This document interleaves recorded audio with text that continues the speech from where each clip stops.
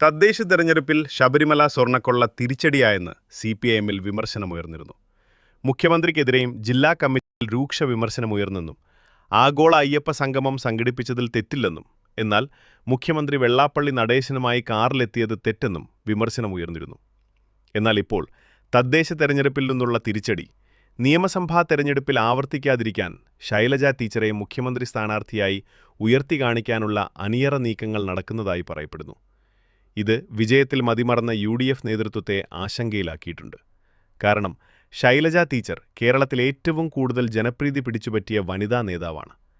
CPM-ൽ ഇത്രയും ജനപ്രീതിയുള്ള നേതാവ് വേറെയില്ല എന്നതാണ് സത്യം. ശൈലജ ടീച്ചർ ഇരിട്ടി സ്വദേശിയും മട്ടന്നൂർ നിയോജകമണ്ഡലത്തെ പ്രതിനിധീകരിക്കുകയും ചെയ്യുന്നു. കോവിഡ് പ്രതിരോധ പ്രവർത്തനങ്ങളിലെ നേതൃത്വ മികവ് ലോകശ്രദ്ധ പിടിച്ചുപറ്റി.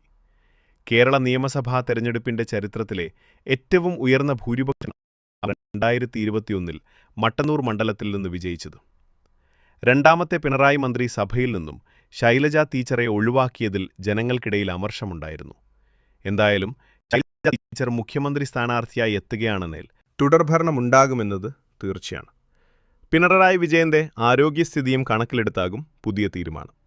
അതെ, ഭരണം കിട്ടിയില്ലേ UDF തന്നെ ഇല്ലാതാകുമെന്ന് രാഷ്ട്രീയ നിരീക്ഷകർ പറയുന്നു. ഐക്യരാഷ്ട്രസഭ ടീച്ചറെ ആദരിച്ചിരുന്നു.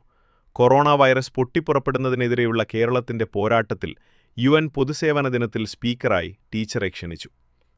കൊറോണ വൈറസ് കൊലയാളി, റോക്ക് സ്റ്റാർ ആരോഗ്യമന്ത്രി എന്നാണ് ഗാർഡിയൻ ടീച്ചറെ വിശേഷിപ്പിച്ചത്.